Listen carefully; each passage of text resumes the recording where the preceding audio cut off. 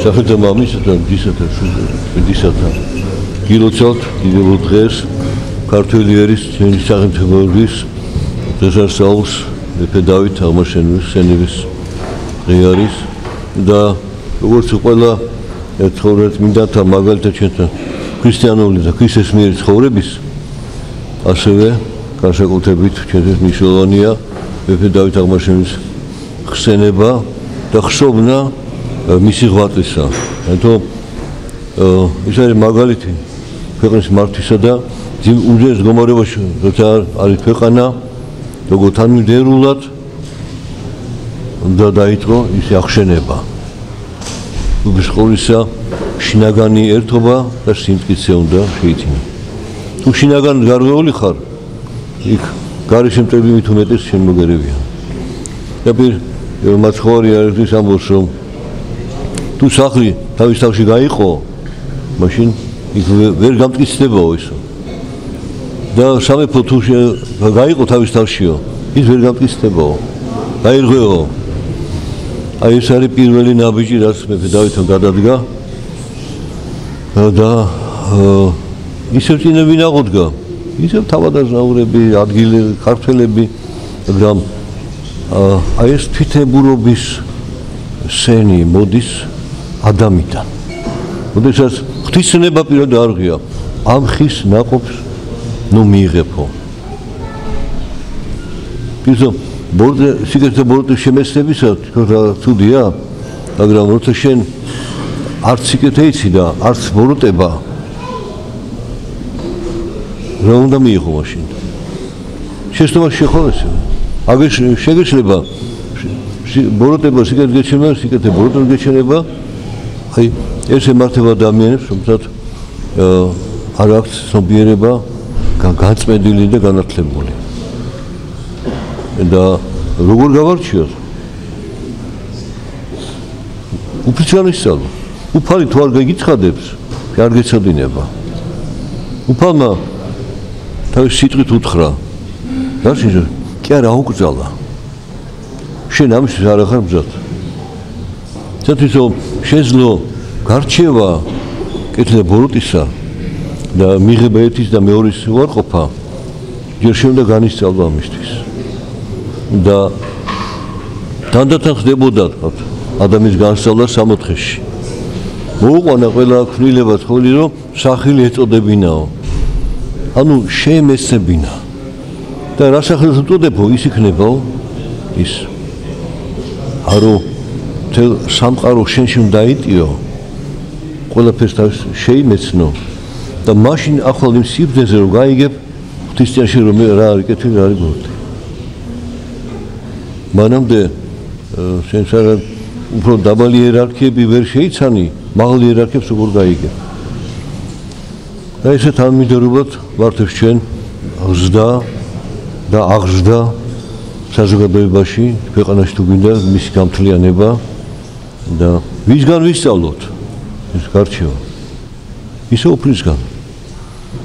გაცხადებულია ღვთის სიტყვა ჩვენ შორის უკვე მე-4-მე-5 საუკუნიდან პიანინოს ხადაგებით, მანამდე ანტიპიროტებულის იყო ხადაგება, როგორც მივიწყა ხალხმა უფრო გამოუგზავნა ღვთისამ პიანინო და მოქცევა მოხდა მეფის დედოფლის ერისთავართა და მერე უკვე ხელდასხმა სამხედრო იერარქიის და ეკლესიის დადგენა, ურთხევა.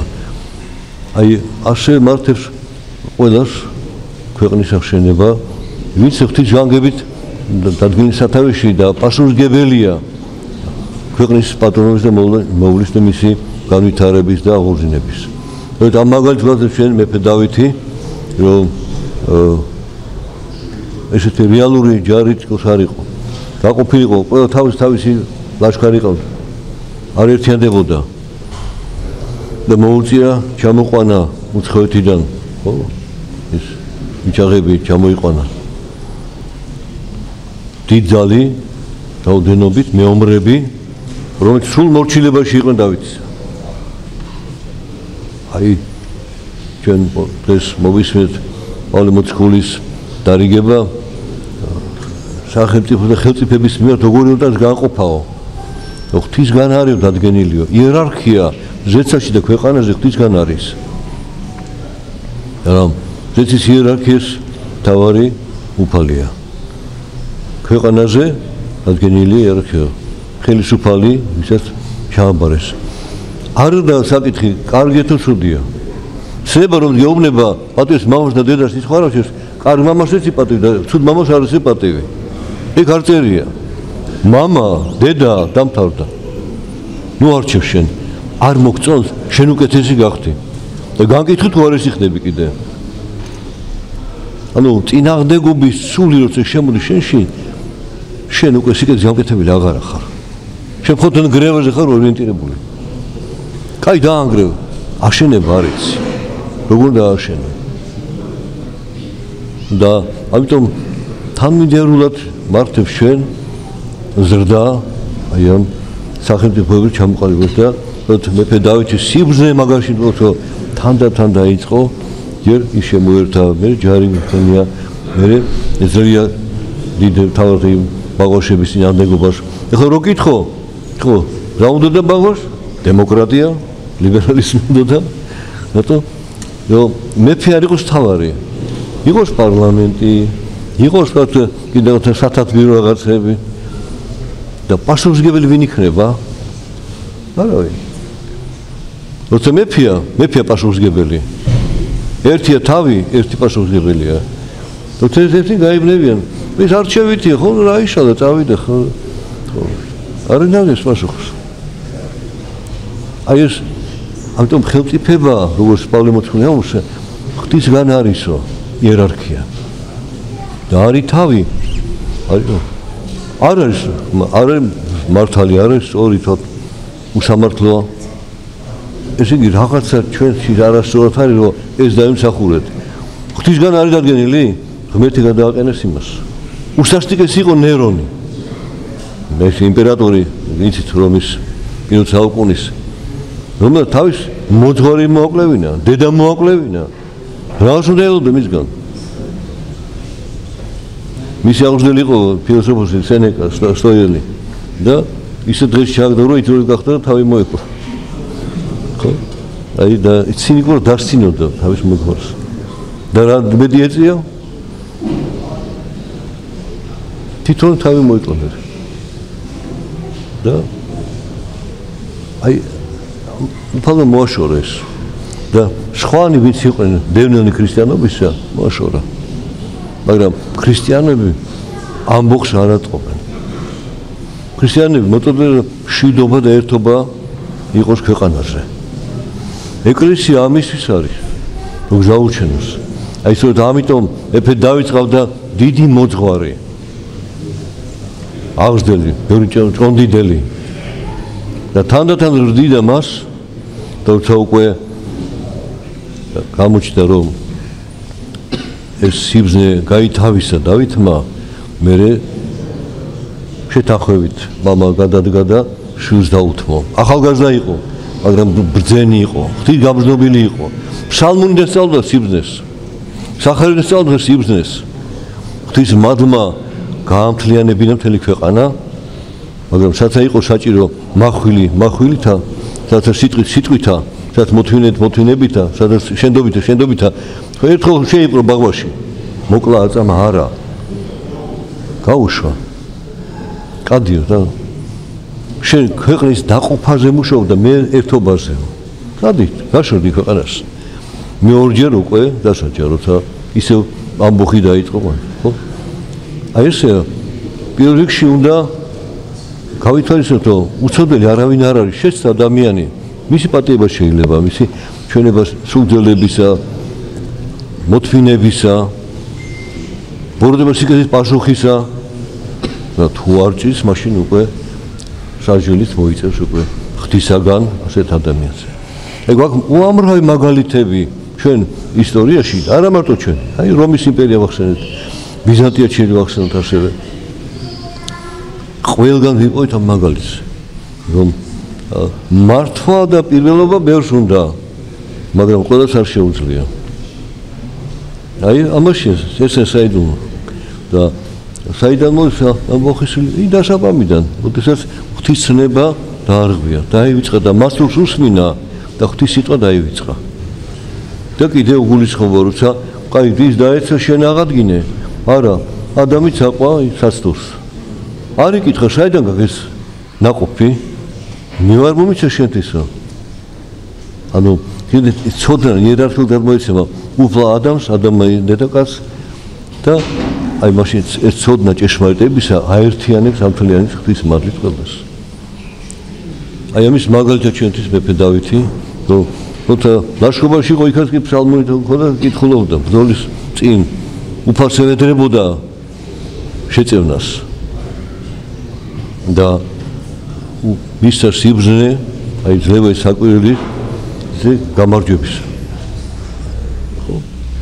ნაკლები იყო ლაშქარი, მეტი იყვნენ ისინი, მაგრამ უფალმა სიბრძნე მისცა, როგორ მოქცეულიყო. სიმრავლე არ არის არც სიმართლის მტკიცებულება და არც ძლევის და გამარჯვებისა. ძლეველი სიმართლისა უფალი არის. თუ უფალ მაშინ მიგატოვა, მაშინ დაღუპული ხარ. ასე იყო მეფე საული. და თვითონ უნდა დაჟიოს გავრცელება, აგზალა ჯადოქრები და მე ისეთი შარდა თვითონ მივიდა ჯადოქრთან მიშველი რამეო სამუელის სული გამომიტახეო. კითხვა რატომ მაწუხებ სამუელოვნება? ღმერთს კითხეო. ღმერთი მე არ პასუხობსო. თუ ღმერთი არ პასუხობს, დაღუპული ხარ უკვე. აი ხელისუფალმა ეს უნდა ეკითხოს. უფალი რას გეტყვის? რას გასწავლის? და თუ უფალი არ გეუბნება, იგი რაღაც ვერ არის სწორად. იერარქია ღვთით არის დადგენილი, მაგრამ არა ღვთის გარეშე. ამიტომაც ეს უნდა ახშოვდეს ადამიანს. აი კიდევ ახლა მე ალბათ დღის ბოლომდე შეიძლება მე გავიხსენო ისტორიული მაგალითები, როგორ იმარჯვებდა ქართველი ერი და არა მარტო ქართველი, როცა ღვთის შეწევნით ვიყავით. გულ შეიძლება 2000 ჯარით ერიკლემ 20,000-იანი მტერი დაამარცხა. აშპიზის ბრძოლაში.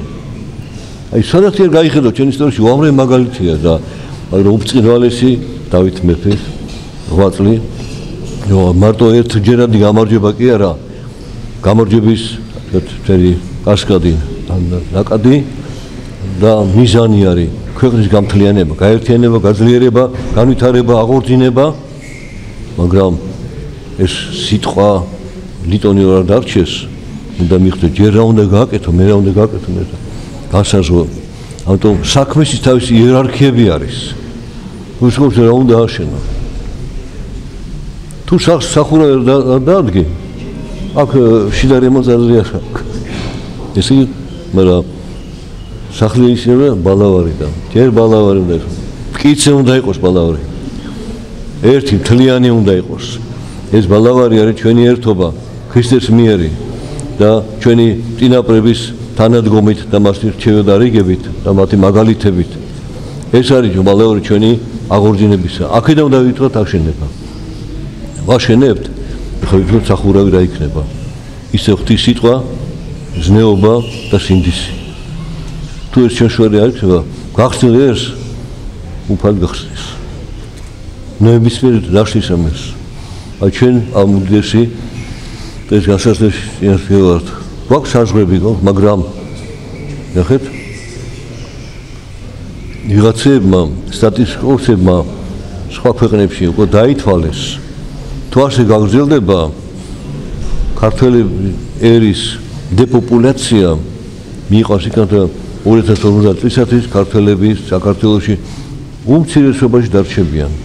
ვისი ბრალია ჩვენი ღვთის ცნება ვარღვევთ. რომელ ცნებას?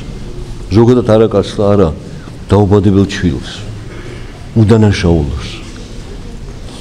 და ჩვენ თვითონ მე-20 საუკუნეში გენოციდი მოუწევთ ჩვენ ერს. მე-20 საუკუნის დასაწყისში 3 მილიონზე მეტი ვიყავით. და დღეს ამდენი ვართ? ვისი ბრალია? აი ეს ერთი უდიდესი პრობლემაა ჩვენი, რომ ვინც ვერ ავსებს თავის ქვეყანას, ის მას ვერ ეუფლება. რომ კიდევ ვიტყვით, რომ ამ ცოდვის გამო, ასე ვთქვათ, უფალი ჩვენ შორის არ იქნება. ამ ცოდვის გამრევლების გამო. და მაგრამ თუ ხელისუფლება იზრუნებს ამისთვის, რომ ხელი შეუწყოს. მაშინ სულ დაიწყებს იმ ვალავრის შენებას, მომავალი თაობის არა მარტო აღზრდას, არამედ გამრავლებას კიდევაც.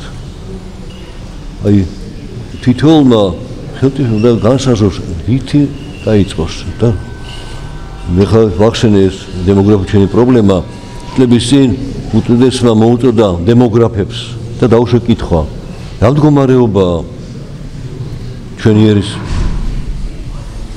თუ დღეს სამწუხაროდ სოფლიოში 12 ეთნიკური ჯგუფია, რომ განსის დეპოპულაციას, ანუ სიძველე უჭარბობს შობადობას. და ერთი ჩვენა ვართო. აზიის კონტინენტზე ჩვენ პირველები ვართო. წარმოიდგინეთ. ყველა მრავლდება, ინდოეთი, პაკისტანი, ჩინეთი, მონღოლეთი, ყველა. და პატრიარქს რა არის მიზეზი ამის? დუმილი. ითაი ეხა ქალაქები რომ შენდება კორპუსებში, მაინც არ არის პირობები გამრავლებისა, ეხა სივიწროვეა ფართობისა. სხვა ეთნიკური ჯგუფი თუ არის საქართველოში? კი, როგორ არა, ხო ვიცით? ისიც ასევე დეპოპულაციის განცდა არა, ისინი მრავლდებიან. იგი მიზეზი ბინებში არ არისო. და მაშინ ეს თქვა, მე გეტყვი თქვენ. ყოველი მესამე ქართველი დაბადებული იმის ნათლია მე ვიქნებიო. აი ქართველებს რა იცით რა ვიყავს ხოლმე ამა სიტყვის თქმა აი ჩემი შვილის ნათლია პატრიარქი. აი ჩვენი სისუსტე პატრიარქმა ჩვენ გადასარჩენად გამოიყენა. და მოგვიწოდა და დღეს 50000-მდე ასეთი ბავშვი გადარჩენილი. მაგრამ ეს არ არის საკმარისი. თუ კი ყოველწლიურად 40000-ზე მეტი იხოცება. აი წარმოიდგინე შეფარდება როგორი ამდენი წლების მანძილზე ამდენი წელი გავიდა და ასე ვითვლით. ვზეიმობთ. ეს არის სწორედ ჩვენება როგორ უნდა დაიწყოს შენება. თუ კი პატრიარქმა შეძლო, ანუ ავტორიტეტი პატრიარქისა. ესე იგი სხვა საშუალო ბერკედების არის რომ აიზარდოს. დღეს ჩვენ წინაშე სწორედ და ხელისუფლების და ერის და ქვეყნის წინაშე დგას ეს მთავარი ამოცანა. რომ ჩვენ ვეყუდოთ ჩვენი თავი, ჩვენთან გადავწყვეტოთ ეს პოლიტიკურ სფეროში, გლობალურ სფეროში და მაგრამ ამის საფუძველია რომ აღზარდოთ მომთაობა, გამრავლდეს და გაძლიერდეს. მეფე დავითის დროს რამდენი იყო საქართველოს მოსახლეობა არ ვიცით ზუსტად. მაგრამ თამარ მეფის დროს როგორ ითვლიან 11 მილიონამდე ალბათ იქნებოდაო. და საიდან დაითვალეს? მონღოლები შემოესივნენ, უკვე რამდენი ბრძოლა გადაიტანეს, ბოლოს გარნისის ბრძოლა, დიდი მარცხი და იმის შემდეგ 100.000 ქართველი თბილისში დახოცეს და დაითვალეს მონღოლები შემოვიდნენ,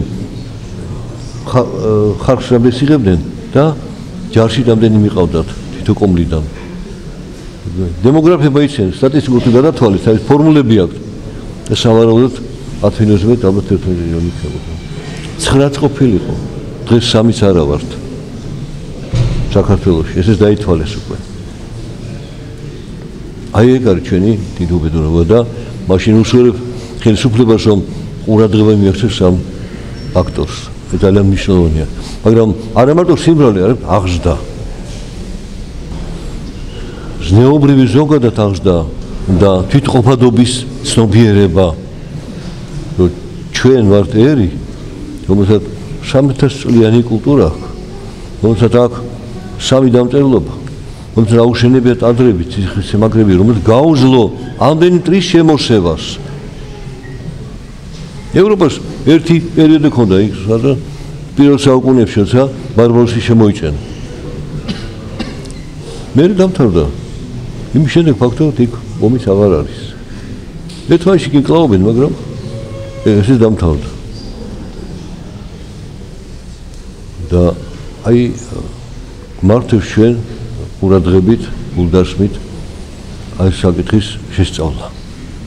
და თუ ჩვენ ამას დავიწყებთ, მაშინ ვიტყვით, რომ ჩვენ მეფე დავით აღმაშენებლის მიმდევრები ვართ, მისი შთამომავლები ვართ და როგორც მან შეძლო იმ ძიმე დროს ქვეყნის აღორძინება და გაძლიერება, გამთლიანება, დღესაც ეს შესაძლებელია და ალბათ უნდა ვევედროთ მინდადი ჩვენ კეთილმორწმუნე დიდ მეფეს, რომ შეგვეწიოს ჩვენ ხელისუფლებას ამ კეთილშვილ დიდ საქმეში. ამიტომ უფალმა ჩვენ მოგცა ეს მიწა-წყალი საპატრულო მოსავლელად, როგორც ადამიანს მისცეს 64, ასე ჩვენ მოგცა ეს მიწა-წყალი და ვდგევართ და უკან დასახევი არა გვაქვს, იქ კავკასიონი და ქვემოთ კიდე ის უდაბნოები, სადაც ურდოები ცხოვრობენ და მრავლდებიან, ვითარდებიან, ძლიერდებიან. აი ჩვენ გვაქვს დარჩენი ეს ჩვენი ქვეყანა მოსავლელი. მეფე შეგადლოთ ძალამოქმედს და მინდა ეს დიდი მეფე დავითი შეგვეწიოს ჩვენ ხელისუფლებას და ასევე როგორც დიდი გიორგი ჭყონდიდელი იყო ამზდელი, ასე ეკლესია ჩვენ იყოს აღზრდელი ჩვენი ერის და სამომავლო ჩვენი ცხოვრებისათვის, მარადიულობისათვის. მერთა დაგუწევთ.